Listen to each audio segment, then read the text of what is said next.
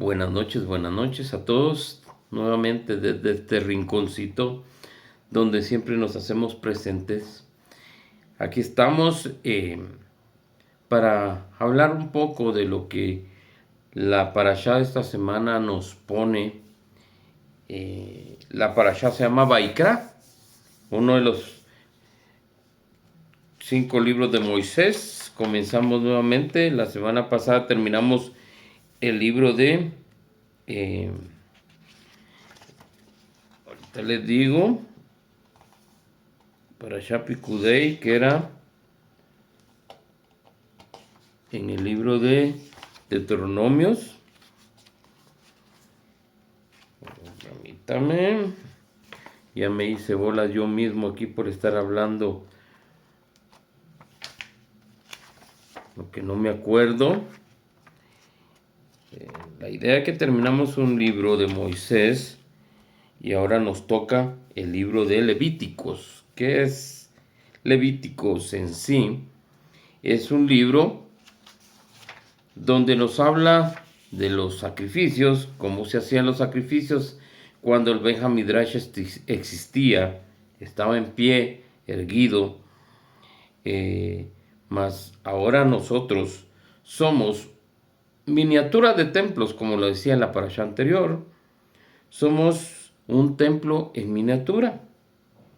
Y la parasha de Vaikra nos comienza con este relato. El significado de un sacrificio. ¿Qué es un sacrificio? Un sacrificio es una ofrenda de gratitud. La ofrenda de gratitud es la ofrenda que le tiene el agradecimiento al Santo bendito sea por todo lo que nos ha dado, por el pecado, por nuestras faltas, por transgredir la Torá, por paz, por pedir paz, armonía en esta vida. Y así sucesivamente hay varios tipos de sacrificios, que cada quien tiene su significado y su sentido de ser.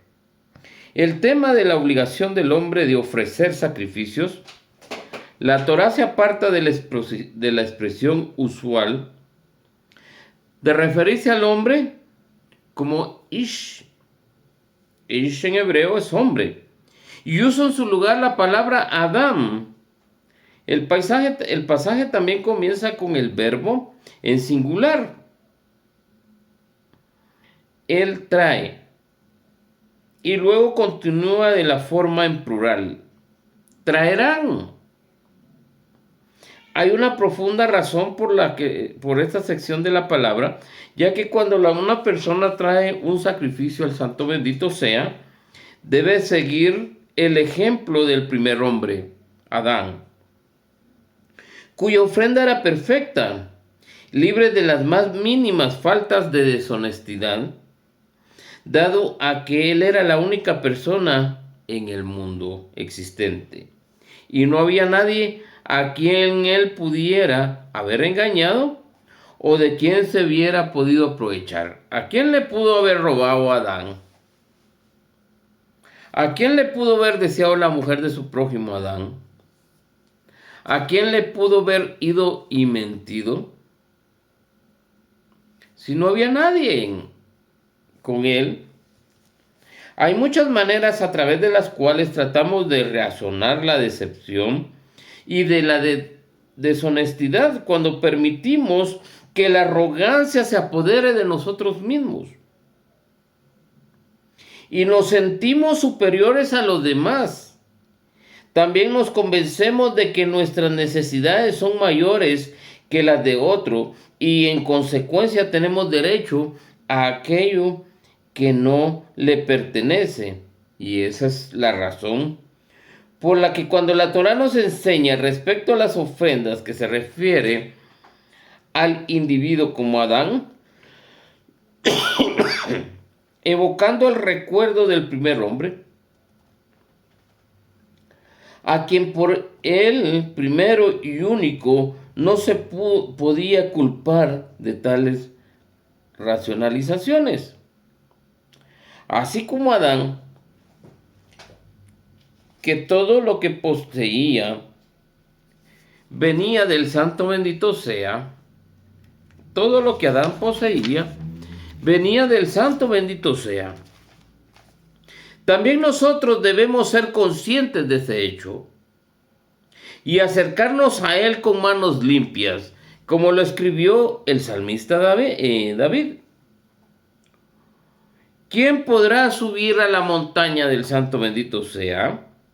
Aquel que tiene las manos limpias y es puro de corazón. ¿A qué iba a subir? A la montaña de Dios. La montaña de Dios era donde estaba erguido el templo, allá en Jerusalén. La palabra para el sacrificio, korbanot, derivada de la palabra karob, que significa acercarse, enseñándonos de que si deseamos renovar nuestra relación con nuestro Padre Celestial, debemos revocar nuestra relación con nuestro Padre Celestial y debemos estar preparados para el sacrificio, para sacrificarnos nosotros mismos por su bien. Y si lo hacemos, descubrimos que mientras más dentro de nosotros mismos, más cerca de Dios nos sentiremos y más cerca de Él estaremos. Haz de su voluntad tu voluntad, dicen los sabios. Nuestra sociedad egoísta de hoy en día nos ha llevado a creer que nuestra prioridad debe ser asegurar nuestra propia felicidad en este mundo. El sacrificio es renunciar a nosotros mismos. Y se ha vuelto un concepto poco común. Muchas personas viven para sí mismas y se enfocan en sus propias necesidades, y muy a menudo los padres no se sacrifican por sus hijos y esos hijos no se sacrifican por sus propios padres. Y esto rige en todas las relaciones, incluyendo aquellas entre marido y mujer. ¿Por qué voy a hacer yo eso? Si mi mujer me quiere, que me aguante, dice uno. Y a viceversa. ¿Por qué voy a hacer yo esto? Si mi esposo me quiere, que me aguante. Entonces, eso es un pensamiento egoísta. Porque Hashem nos tiene otro concepto. Que mi esposa soy yo. Y yo mismo soy mi esposo. Consecuentemente, no me voy a portar egoísta conmigo mismo. Sin embargo, eso se hace claramente evidente cuando su relación con Dios, las personas le imponen exigencias, pero no están preparadas para devolver lo que os exigen. ¿Por qué y por qué? Dice uno. Se preguntan cuando las cosas no resultan como lo habían previsto. Y nunca se les ocurre de que Dios también puede estar preguntando, ¿por qué tú quieres eso así? En realidad, porque han fallado en cumplir mis mandamientos. Porque han abandonado mi Torá. Pero ellos nunca oyen el porqué del santo bendito sea. No oímos el porqué del santo bendito sea, más bien dicho. Entonces, como no solamente no oímos, solo oímos nuestro propio llanto. Por lo tanto, exploremos nuestro corazón y preguntémosles, ¿cómo nos ve el santo bendito sea hoy en día? ¿Estaré yo a la altura de las circunstancias para ir delante de Él? ¿Cuánto me he sacrificado yo por guardar sus mandamientos? Hice de su voluntad mi voluntad. Y si no te sientes tan cerca de Él como quisieras, si no sientes que la fe motiva tu vida, pregúntate, ¿le ofrecí mi corazón?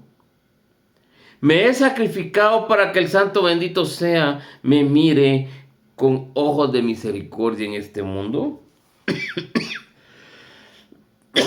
Todos podemos marcar una diferencia en este mundo. La pregunta queda aún en suspenso. ¿Por qué hay un cambio del singular al plural cuando la Torá se refiere al tema de llevar esa ofrenda?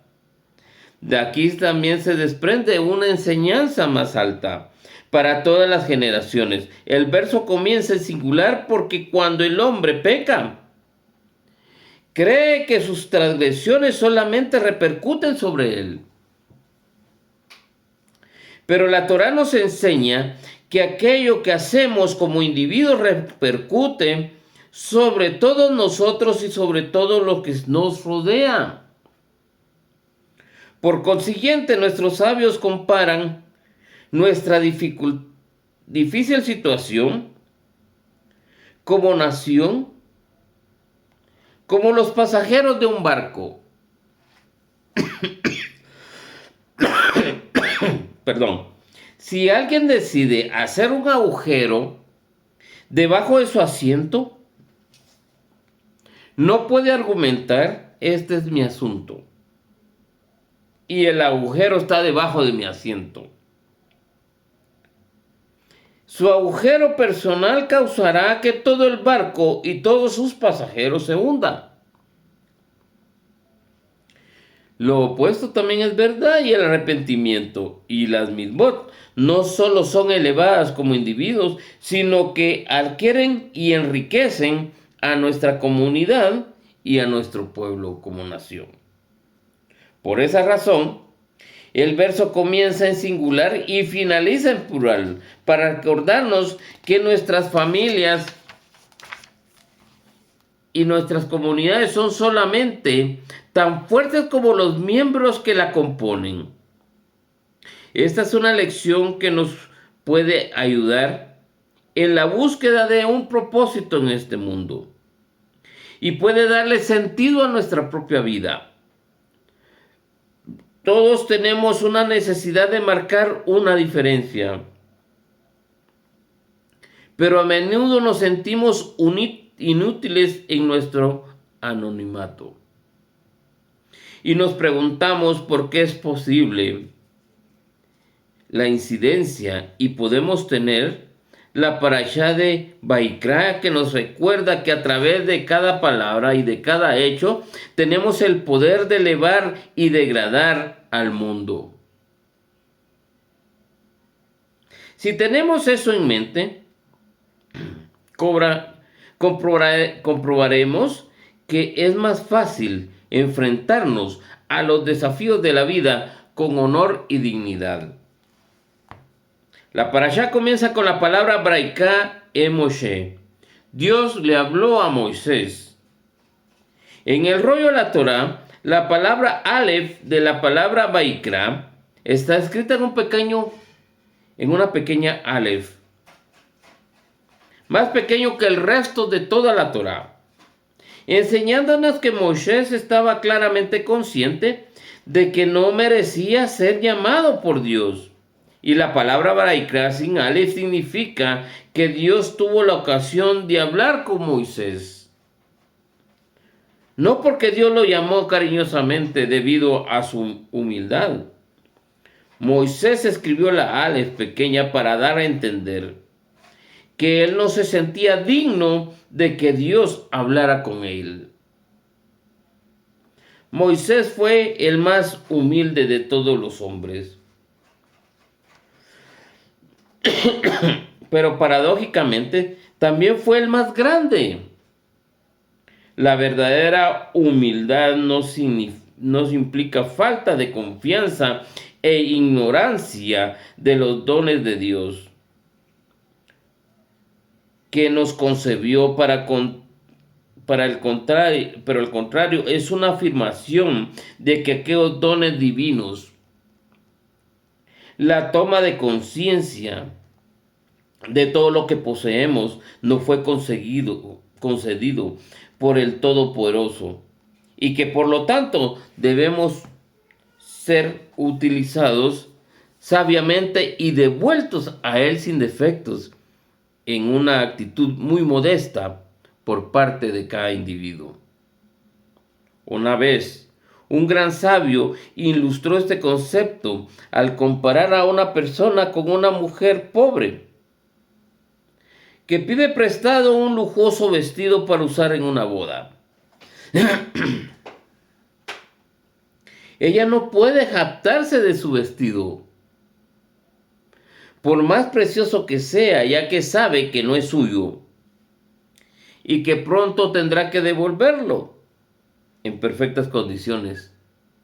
Del mismo modo, las facultades con las que Dios nos dotó nos fueron dadas en préstamo. Y la concienciación de ello es una lección de humildad. Moisés nunca perdió de vista esa concienciación. Y por eso es lo que lo convirtió en el más humilde de todos los hombres. Debemos tener presente que los talentos con los que fuimos dotados no nos fueron legados por nuestro propio autoengrandecimiento personal, sino que para el beneficio de la humanidad.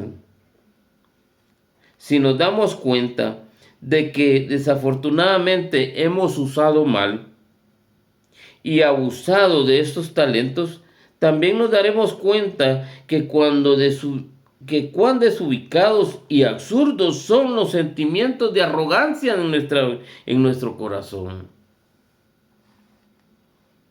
El llamado del Santo bendito sea es un llamado de amor a obedecerle, a acercarnos a Él. Esta porción comienza: Dios le enseñó a Moisés todas las leyes correspondientes al servicio del tabernáculo, o sea, el templo. Y en el primer verso, antes de que Hashem le hablara a Moisés, la Torá enseña que el Todopoderoso vino y llamó a Moisés. Solo después habló con él. Nos preguntamos por qué Hashem primero tuvo que llamar a Moisés. En la mayoría de los casos, el verso simplemente anuncia: Dios le habló a Moisés, Rabbeinu. La Torá nos está enseñando aquí una lección muy importante. La enseñanza de la Torá siempre debe ser precedida a un llamado. Pero a nosotros el cielo nos llama y nos llama el mal. El mal nos llama para el lado derecho y el bien para el izquierdo, o a viceversa. Y nosotros hacemos lo que va en contra de lo que Hashem nos pide. La enseñanza de la Torá siempre debe ser precedida de un llamado. Y es una expresión de afecto, consideración y cercanía. Solo cuando se haya formado tal relación, solo cuando tenga lugar esa unión, el maestro de Torá puede tener un efecto positivo en su discípulo. Y así ese fragmento nos enseña un principio básico. Cuando de quien quiere transmitir sabiduría, el maestro de Torá, ya sea un profesional, un padre, debe transmitir las palabras del Santo bendito sea con amor, calidez y dulzura. Solo así tendremos éxito. Y solo así el hijo estudiante absorberá la enseñanza y la convertirá en parte permanente de su misión en esta vida. Qué bonito es hacer conciencia de lo que Hashem nos pide. Y esos sacrificios Hashem nos los pide diarios, porque nosotros somos templo de Él en estos momentos. Entonces esos sacrificios tienen que estar continuos en nuestra vida. el sacrificio de obedecer su Torá y de seguir adelante obedeciendo más y más cada día. Será hasta la próxima que estaremos nuevamente en otra sección. Felices fiestas para todos. Esta semana estamos en Purim, el domingo en la noche, el sábado en la noche, perdón, para amanecer domingo. El día de mañana tenemos ayuno.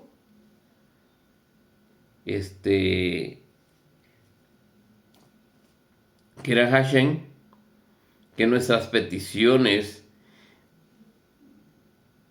sean de mucha bondad, de mucha bendición para nuestros hogares. Y apelemos a la suerte, que Purim significa suerte. No hay suerte para Israel, no hay mazal para Israel, dice la Torá. O sea, no existe la suerte para Israel. Pero la excepción de la regla dentro de la Torá es que Hashem nos tiene un día de suerte para todos. Y ese día de suerte puede ser el suyo. Y esa es una bendición para nuestras vidas. Sacarse la lotería es que Hashem nos escuche con su oído de misericordia y nos escriba en el libro de la vida. Baruch Hashem, será hasta la próxima. Buena noche. Una feliz fiesta. Hasta la próxima. Bye.